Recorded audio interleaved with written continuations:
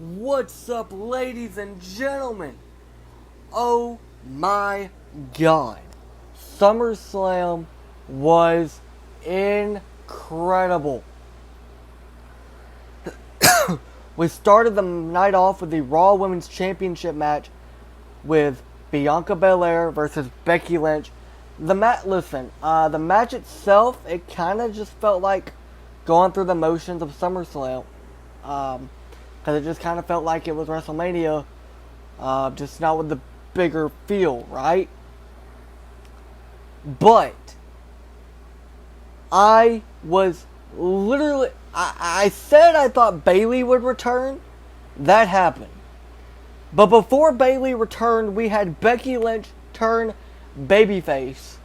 And returning with Becky. And this is the effect of Triple H. Of the game. Of the cerebral assassin. Because returning with Bayley was Dakota Kai. A lady who has been an NXT product for for a few years now. She is so incredibly talented. I thought when WWE fired her, released her due to budget cuts, that the whole company had like a crap storm in their head and they couldn't tell talent. No, it was just Vince McMahon. Because Triple H got back in there and he got on the phone and he said, Dakota, come back. Dakota Kai has come back. I'll get contract details on her. I want to know how long she's with the company. But she's going to be on the main roster.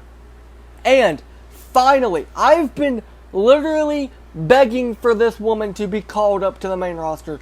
Io Shirai. She has been ready to get called up. She has a new name. It's Io Sky now. But she has been ready to be called up for at least a year, if not longer. She's so talented in the ring. They finally called her up, and it was freaking incredible. I'm so happy that Io got called up, and I'm so happy that we got Dakota Kai back instead of her going to AEW. I really hope that Triple H is able to get on the phone with more former talent that haven't signed yet, and maybe we can get more of them back, like Johnny Gargano. I know Braun Strowman has his own company, his own wrestling promotion, but maybe he'll come back. We can maybe get Mojo Rawley back. They are really starting to build up Kevin Owens again, which I really like. This is just, it felt incredible. SummerSlam, the biggest party of the summer, was literally a freaking party. For 5 hours, that show was a party. We finally got the conclusion to the Edge vignette. It was Edge. It said, I am coming tonight, which means he came to SummerSlam. He returned during the Mysterio versus Judgment Day match. I'll break that one down for y'all. But the second match on the card was Logan Paul versus The Miz. I have been a big proponent in saying, okay, I liked Logan Paul in the tag match, but it was a tag match. He didn't have to do much work. Miz kind of carried their team. And tonight, Logan Paul shocked me. He impressed me so much. This guy was built for this business. Logan Paul was built for this business. And listen, I know it's going to be a stretch to say it, but maybe Logan Paul, and it's a stretch. It's a massive stretch to say this.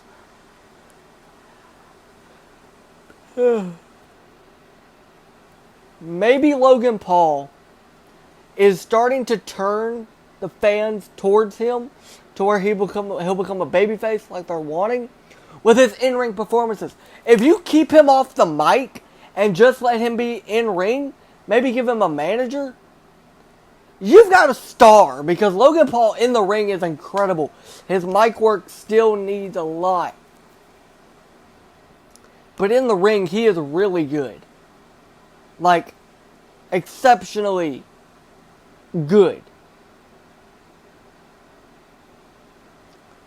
It was a really, really, really, really, really, really, really, really, really great match from Logan Paul. And he got the win over The Miz, who's a former world champion. So that just goes to show that WWE, they have faith in Logan Paul. Like, they believe Logan Paul can be a guy for them. You know? Sorry guys, I am really tired. It's late, and I am also very exhausted, and also so freaking hyped because of the pay-per-view. The next match that happened on the card, you guys give me 1 second. The next match that happened on the card,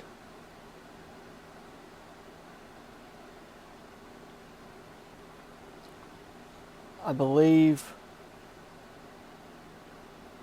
it may have been, where was it?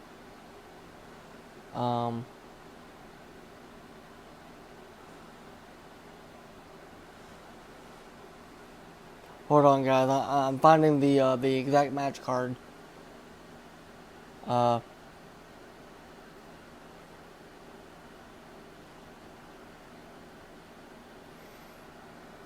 Because the show was incredible.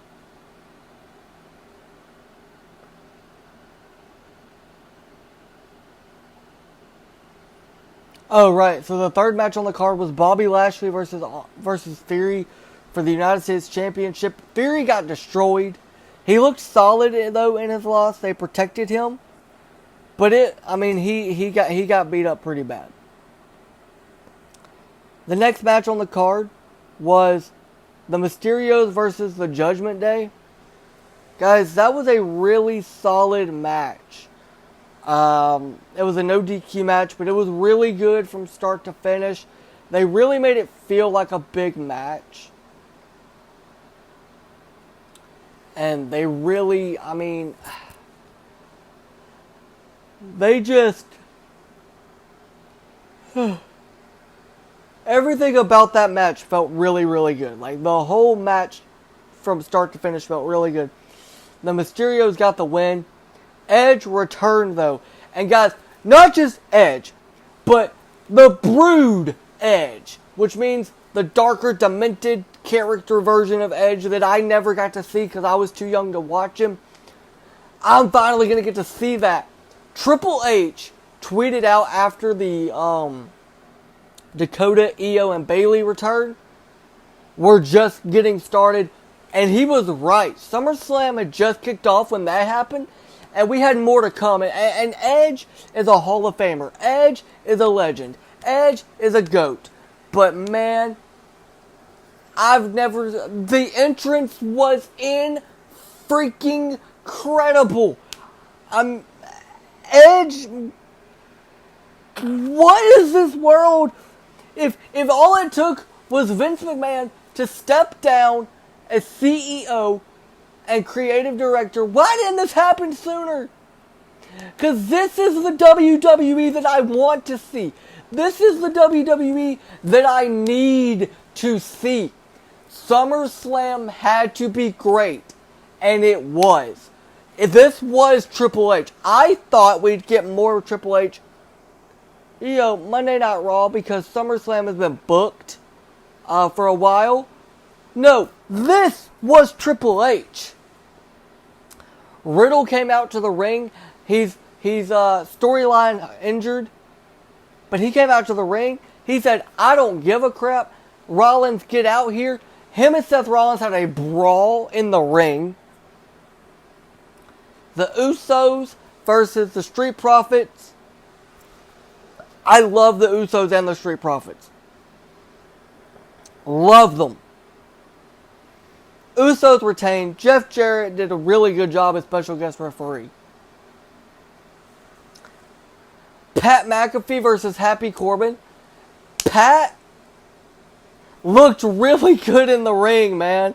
Like if there's a way to keep it this way where Pat commentates and maybe works a couple matches like at big events like the SummerSlam or something like that, keep it that way. Pat looks really solid in the ring.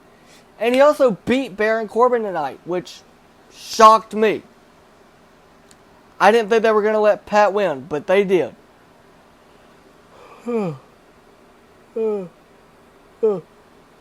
Now, I said it last night. Liv Morgan versus Ronda Rousey. I didn't see how Liv could win the match.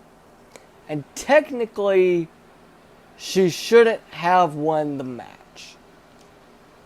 Let me explain. It was a quick match. It was really solid, though. But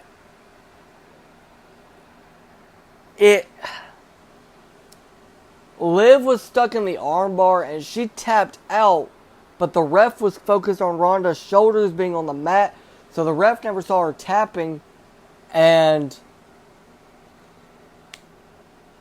Ronda got pinned. So Liv's still champ. But this was a way to protect Liv from looking bad, from looking like they made a mistake.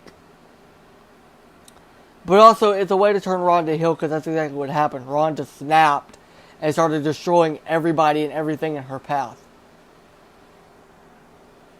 My apologies. Now, the main event, last man standing. Listen. Roman Reigns versus Brock Lesnar, last man standing, was incredible. Roman was getting a farmer's country butt whooping before he finally got back into the match, thanks to Paul Heyman. But guys, Brock rode down to the ring in a tractor. Brock also put Roman Reigns in the tractor's bucket. Dumped Roman Reigns in the ring with it. Roman got up. Everything Brock did to Roman, Roman got up. Brock Lesnar lifted the freaking ring and dumped Roman Reigns out of it with the tractor. He, a grown beast of a man with tractor in his presence, lifted the freaking ring. I've never seen it. I've seen rings break. I've never seen a ring get lifted at least 20 feet in the air, dump an opponent out, and that opponent, Roman Reigns, ended up winning the match. Theory attempted to cash in, but he never officially did it. So that's still going to be something for them. But for 7 years, I've hated the Roman versus Brock match, because it's always the same freaking script. Roman looks strong, Brock looks strong. Either Brock wins or Roman wins. This match was incredible.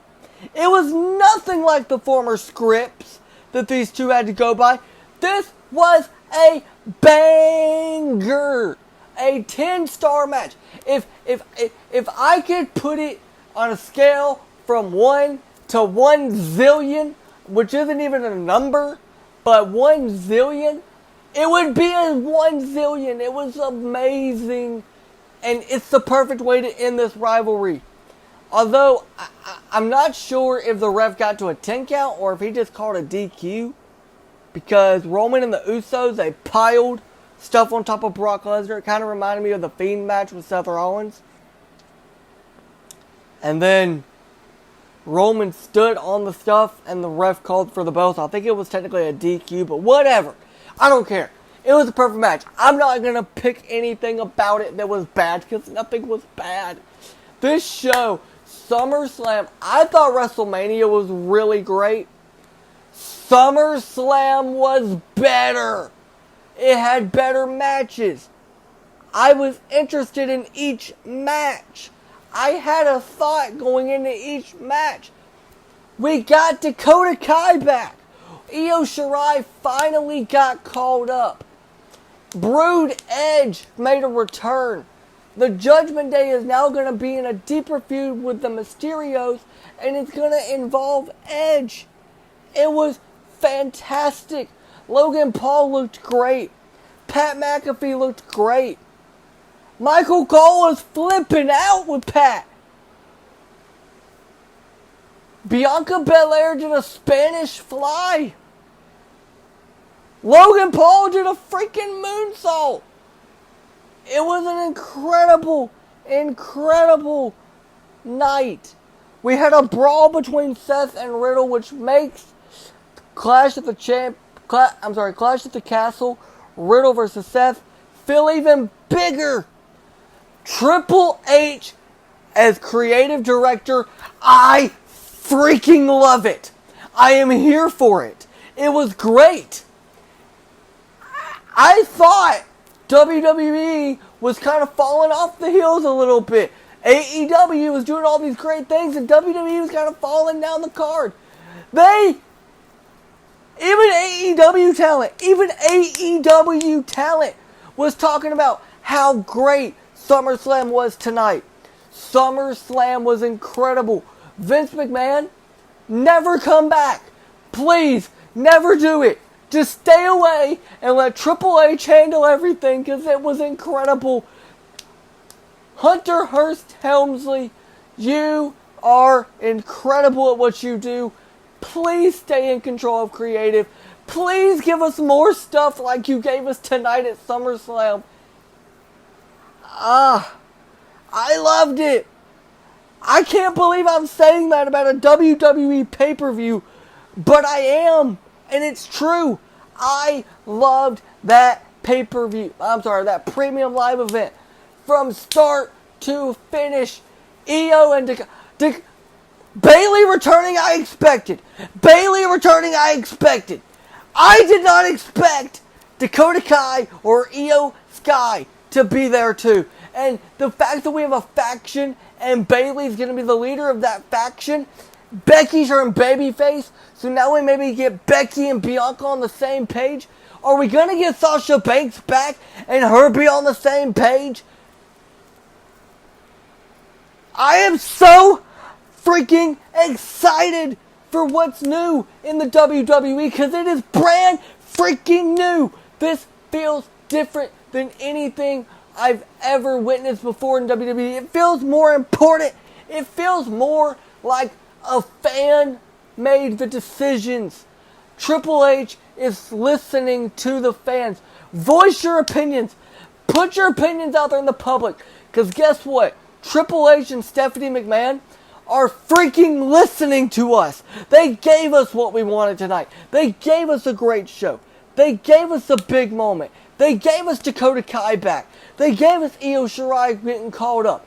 They gave us a Logan Paul and Miz match that was solid. They gave us a Pat McAfee match that was really good. They gave us the greatest main event I've ever seen. That main event, the last man standing main event, beats WrestleMania 31's Heist of the Century by 1,000 miles. It was perfect. The show tonight was a 10 out of 10. 10-star show. This perfect. Don't change anything now. Keep it this way. Because this is perfect. This is what we wanted. My voice is going out. I'm tired. So I'm going to go to bed. But this is what we've been freaking asking for. And we're finally going to get it. Because of Triple H and Stephanie McMahon. I'll break down more matches on my next show or something. But tonight I'm just so freaking hype. The show was incredible. Thank y'all. Good night.